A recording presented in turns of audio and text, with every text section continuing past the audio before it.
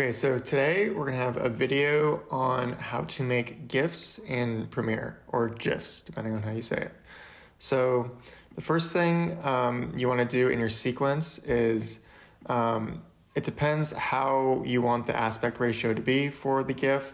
A lot of the times they're 1:1. Right now I have it set to 3:2, but if you wanted to do 1:1, you just have it there. 1080 by 1080 is typically what I do for that, but we'll go ahead and cancel. And then typically I'll go in a little bit for the in and out point. So press I to put the in point, and then wherever you want the GIF to stop, out to put the out point, and then you can go ahead and I use Command M to export.